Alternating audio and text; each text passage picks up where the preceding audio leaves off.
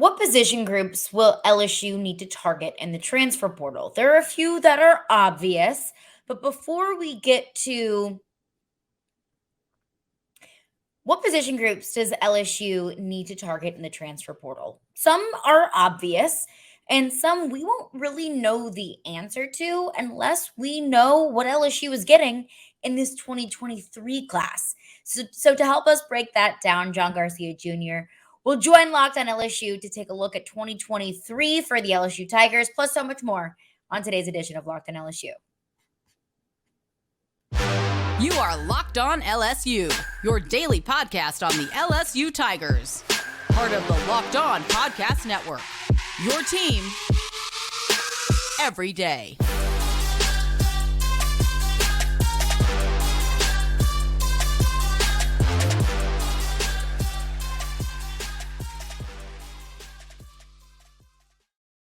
Well, thank you for making Locked On LSU your first listen every day. We are free and available wherever you get your podcast. Plus, we're on YouTube as well. So you can listen while you're on the run. You can also watch on YouTube, throw it up on your smartphone and your smart TV on your computer. You can watch the podcast on YouTube, Locked On LSU. And of course, we are part of the Locked On Network, your team every day. Now, John Garcia Jr. will join us in just a moment. But before we get into that, just a disclaimer, some things have changed since the last time that John and I spoke just a couple of days ago. Jackson McGowan, a former Cincinnati recruit, a tight end, has committed to LSU. Also, some big-time news on the defensive back front. We'll break all of that down on Friday's episode, but here's John.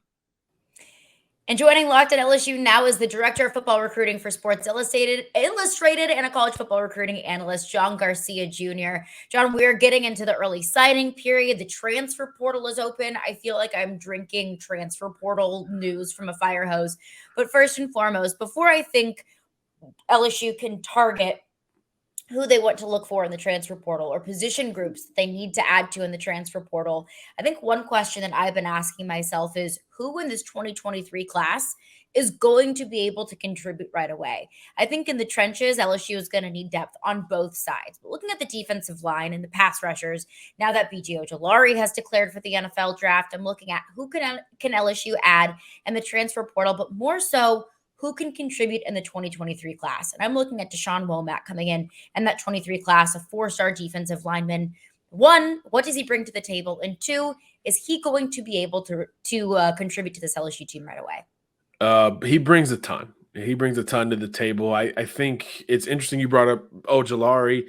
Watched both of them very closely in high school. And from a height, weight, athleticism standpoint, you could argue that Womack is ahead of where BJ was at the time that he was, transitioning from a senior in high school to a freshman at the collegiate level. It took BJ a minute or two to get going at LSU, and obviously once he did, he sort of never looked back. So I think from a physical standpoint, Womack can absolutely help replace Ojulari and kind of the rest of that pass rushing group immediately, because that's really where his strengths are. His first step is elite. There aren't 5 edge rushers in this entire country with a better first step than Dashawn at 6'4", 6'5", 240 pounds, which is, he's bigger than some of these other pass rushers that we're looking at in that same light.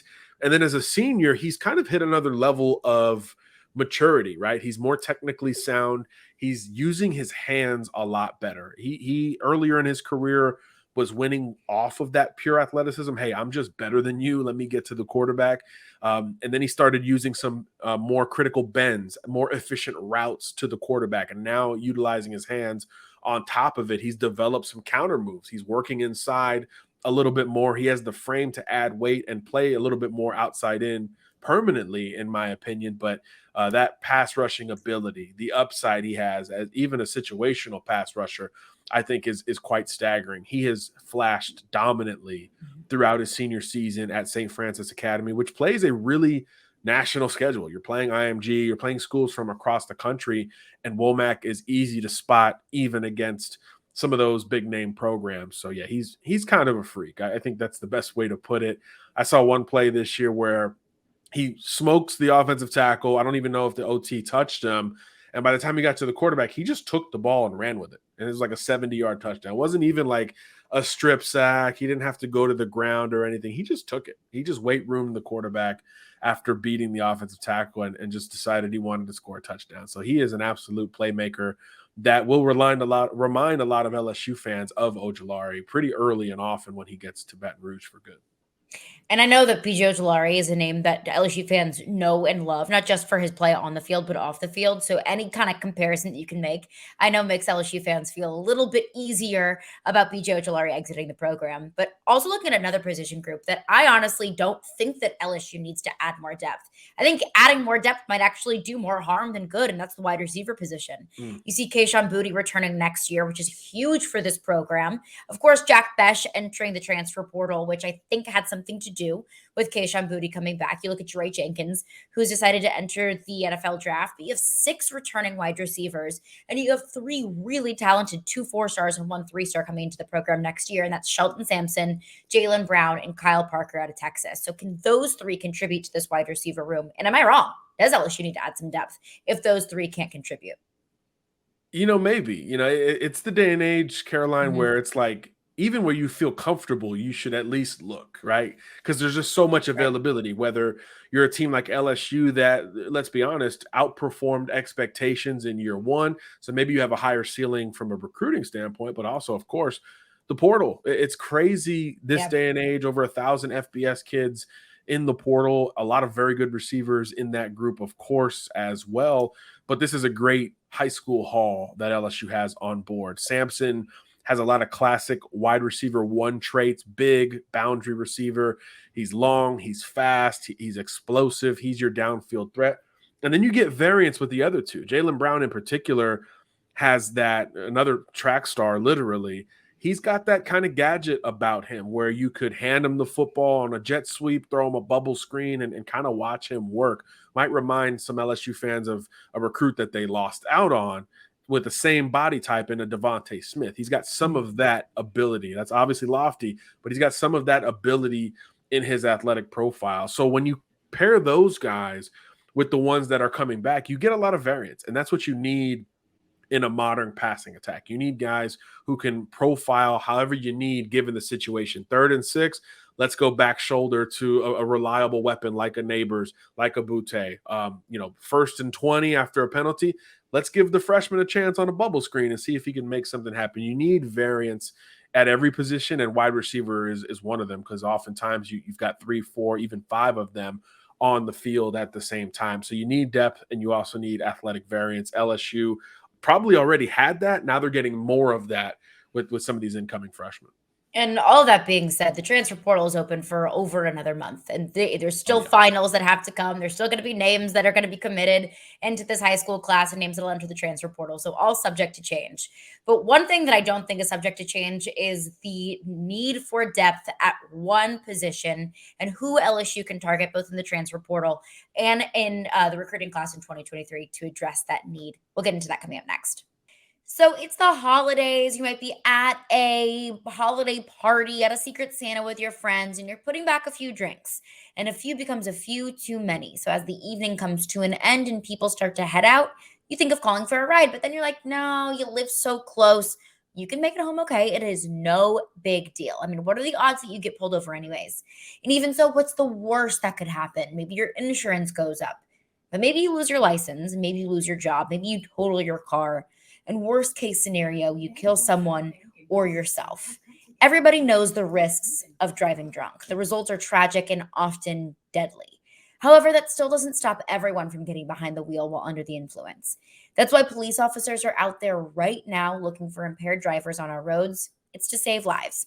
So if you think that you're okay to drive after a few drinks, think again.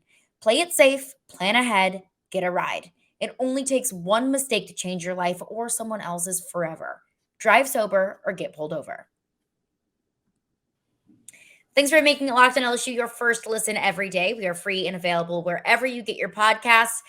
Cornerback in the secondary. LSU needs depth so desperately. I mean, you look at Jay Ward, who's kind of been a swing safety and corner for LSU, who's entering the NFL draft. Mekhi Garner entering the NFL draft. And of course, so many other players in the secondary, Jarek Bernard-Converse, other names that are all eligible for the NFL draft. LSU needs cornerback depth desperately. And there are 3 names in particular that I'm looking at. First and foremost, Desmond Ricks. had his visit to LSU this past weekend. A lot of people are thinking that Desmond Ricks could end up committing to LSU any day now. Your thoughts on Desmond Ricks, both on his potential commitment to LSU, what he likes about LSU, and what LSU likes about him. Yeah, well, he's been on campus a bunch even before he became a class of 23 recruit. You know, he reclassified, I believe, late in the fall from 24 to the 23 cycle, but he was already cornerback 1 on the board for a lot of schools in 2024. So what that means is you recruit him like he's a senior. You recruit him like it is coming down to the wire. So when that transition and reclassification went down, didn't really change the favorites for him. It was still kind of the same 3 schools, LSU, Alabama, and Florida. I think Florida has been kind of the one on the outside looking in for quite some time, especially considering LSU and Bama, which we don't always say this, they have a real big need for a pure cover corner late in this recruiting cycle. So naturally, it's going to be a back and forth between these 2 programs. As you mentioned, both of them are going to get the last 2 visits of Ricks's recruitment. Coaches have been by his place at IMG to spend more face time with him. And it's going to be another one of those classic LSU Bama battles for a great defensive back, which is something we pretty much see every single recruiting cycle. But I will say LSU has held more buzz than Bama. I think Bama is cautiously optimistic as to where LSU at different times of late has shown a confidence in recruiting Desmond Ricks. He's visited with a bunch of LSU commitments. I think that helps the cause there from the Baton Rouge perspective. And he profiles just right along the lines of a lot of these great LSU corners of this day and age and previously. That's something that he really leans into in looking at these schools. I mean, all 3 of his finalists have produced a ton of first-round corners. So I think with his skill set as a 6'1", 180-pound corner, he's the type that even in a reclassification situation, he could come in and compete right away, which is not something we will talk about with many kids who reclassify. But having been an elite corner at IMG over multiple years, kind of like what we said about Womack, that means you've played the best. Every day he's covering Ohio State-bound Carnell Tate, maybe the best receiver in the country. And then every single Friday night he's playing the other team's best wideouts with substantial success along the way. So Ricks is big, he's long, he can run, he's physical, he's technically sound. There's a lot to really like about his game. And I think wherever he ends up, he'll make a huge impact. And right now I would project that to be LSU. And I've heard some talk in LSU circles that there's maybe some concern that LSU's pursuing of Desmond Ricks so heavily has kind of turned off Dalen Austin, of course, the 2023 cornerback commitment at LSU. And some people are thinking that's probably not a very hard commitment. So what's going on with Dalen Austin? Is he still searching elsewhere? Is his commitment to LSU sound? It's not sound. Look, California kid, Long Beach Poly, a lot of Pac-12 schools have circled back on Dalen, especially as LSU looks like it's going to close pretty well at defensive back, not just Desmond Ricks. Javian Toviano still out there very much in the crosshairs for LSU. Big SEC battle there. So, yeah, I think there's a perception that Austin has kind of faded down a little bit, and other schools have felt like that door is open. I think Oregon in particular, Caroline, is probably in the best position to maybe flip Austin. It's certainly not done. And there's other schools certainly in the mix there, but Oregon recently got him on campus again. We mentioned it's just that part of the country where he obviously is from, so it's a lot harder to recruit there if you're LSU or any schools in that southeastern footprint, especially when the profile of some of those schools closer to home has increased, right? Oregon feels good under Dan Lanning as to where when he committed to LSU in the first place, it was a bit of a question mark, at least from where he sits. So I think all of those things are on the table for Austin, and it could feel like a bit of a coin flip. LSU wants to keep him. They want depth in the secondary, even though there's 2 elite targets out there in Ricks and Toviano, but you certainly want depth there beyond. And I think Austin provides a little bit of versatility to that secondary as well, which is something that is always needed. So LSU wants to hold on. Oregon is pressing. A couple other schools are pressing. So that will be a bit of a photo finish, in my opinion. And LSU absolutely needs depth at the cornerback position. I cannot stress that enough. But I think one thing that LSU is also looking for this next year is we're looking at a fairly young secondary. So I think LSU is looking for a little bit of experience and some age. And there's some miles on some of those corners that they're going to add in the 2023 class. So Denver Harris is one of them that LSU is targeting very heavily. Again, another one that Alabama is targeting very heavily. Of course, Texas A&M cornerback in the transfer portal. What is he so good at? He's a 5-star corner coming out of high school. It's the twitch. Denver was one of the top corners in the country coming out, as you mentioned. A kid we scouted a ton and loved really from the jump out in the state of Texas. North Shore High School, which is another, we talk about St. Francis and IMG. North Shore is right in that mix, one of the best high schools in the country. So he's got some pedigree in terms of the competition he's played, but it's really just the twitch, the athleticism and playmaking ability there.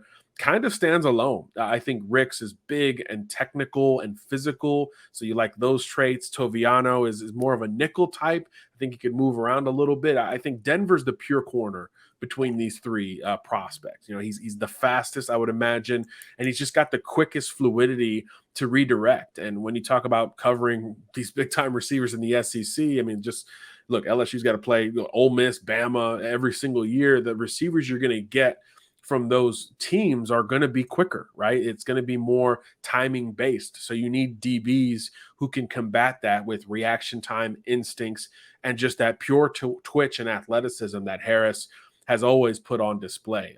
Had some hiccups there at A&M, so understandably looking for a fresh start. And look, LSU was right in the thick of it in high school under its previous coaching staff. So I think that continuity from a familiarity standpoint in Baton Rouge is going to help. And now for Denver, it's going to be about, okay, how does this LSU coaching staff envision, utilizing me? So those questions will get answered here in short order, and the Tigers will be right in the thick of it for another elite corner who's got a lot of eligibility remaining, right? He kind of brings you the best of both worlds. There is experience and certainly a lot of athletic profile to his game, but he also has multiple years of eligibility. So you get a bit of both when you bring in a transfer portal player like Denver Harris.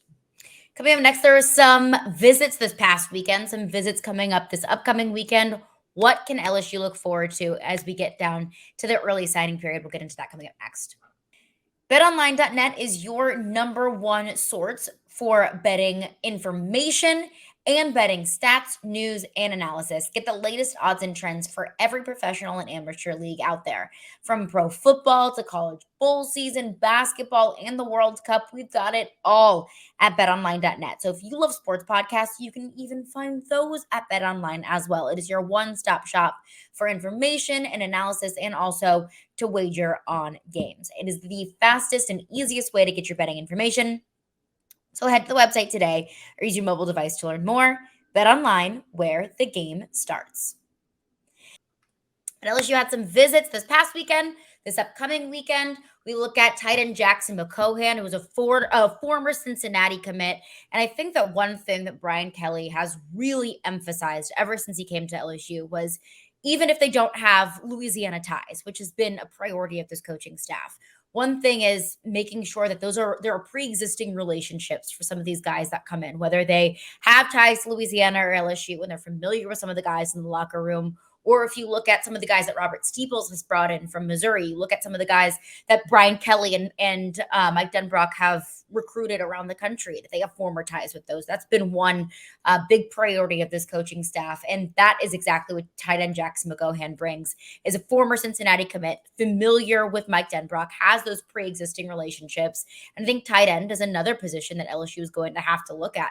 Mac Markway coming into the 2023 class, but Cole Taylor entering the transfer portal. So tight end is absolutely a need for LSU. And what does Jackson McCohan bring this class potentially? He brings a lot of balance, right? I mean, if you're going to go play tight end at Cincinnati, you're going to be asked, and under the previous staff, you're going to be asked to certainly catch the ball and play into that, but you're also going to be asked to block. So you're not going to get kind of the string bean jumbo wide receiver type. You're going to get more of a classic balanced tight end type. I mean, kind of think of Mason Taylor, right? That type of tight end and body type, 6'4", 240 pounds or so. You're going to get that balance and a kid who's, from Ohio, as we talked about here, where it's a little bit more nitty gritty, right? You're known for your physicality, for your toughness. So that's some of that Midwestern profile that Brian Kelly himself tries to bring to LSU, and he'll certainly try to continue that in recruiting. And certainly, with Jackson decommitting from Cincinnati and taking that LSU official visit, like right after that,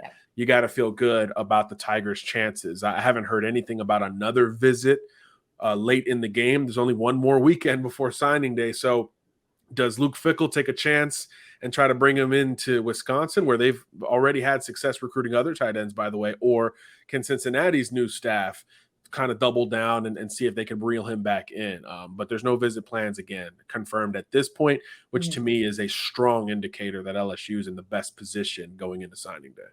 And there's been a strong focus on some of these out-of-state guys. Jackson McGohan is one of them. You look at Kamorian Pimpton, another tight end who's now committed to Vanderbilt, but still taking visits elsewhere. Did visit LSU this past weekend.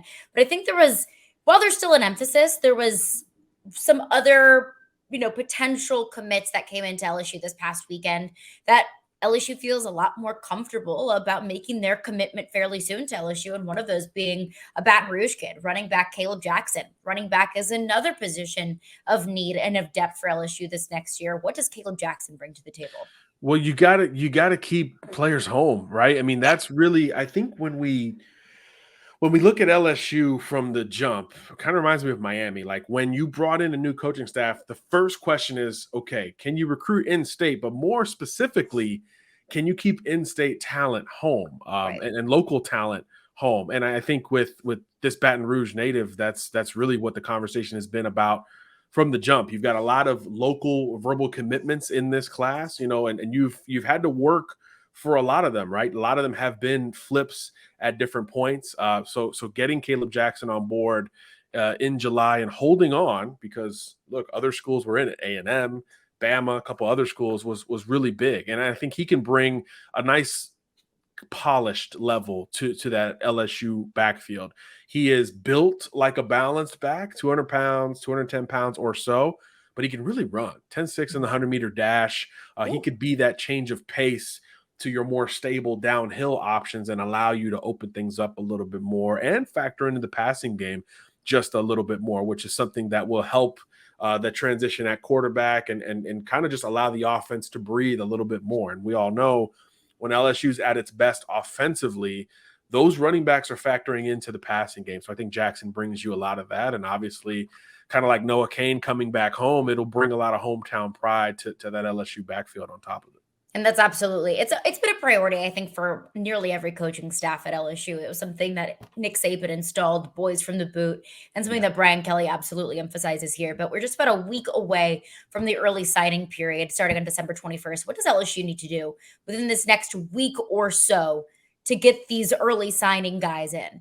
Well, they've done a really nice job structuring these official visit weekends. You mentioned last weekend with big visitors, and when you're trying to flip prospects or land recruits, bringing other commitments there is really important. And I think last weekend and then this weekend coming up, I think half the recruiting class was there last weekend. The other half will be back in Baton Rouge this weekend. So it's great for maintaining those verbal commitments because, look, the Jaylen Browns, Shelton Sampsons of the world, they're still getting phone calls from Alabama and Miami and Georgia and these other schools. As they should. Right. It's good for maintenance, but it's really good for recruiting others, recruiting those undecided targets, because now you're already fraternizing with players that you're going to play with, right? Your class of 23, the guys who are going to come in as freshmen alongside you. It just helps from a peer recruiting standpoint. So I like the structure of LSU's visits down the home stretch. So I think that's been kind of step one. Step two, you got to hit on some of these guys. I think the secondary, which we've talked a lot about, is where I'm focused on LSU the most.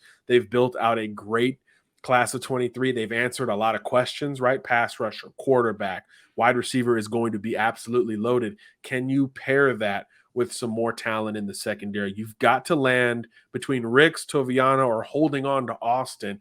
You've got to do 1 to 2 of those things. It's going to be hard to check all 3 boxes, but if you could do 1 to 2, I think you feel really good about a top 5 type class heading to Baton Rouge with that nice mix of development and long-term projects and guys who are ready to play day one, like your Dashawn Womacks of the world.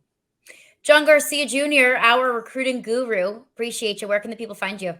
Yeah, written work is at si.com, and certainly you can bug me on Twitter. We're talking ball every day. John Garcia _JR.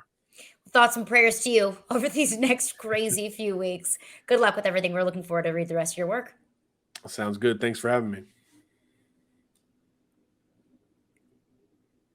Well, thank you for making Locked On LSU your first listen. For your next listen, check out the Locked On Sports Today podcast. It's the biggest stories of the day, plus instant reactions, big game recaps, and the take of the day. It's available on the Odyssey app, YouTube, and wherever you get your podcasts.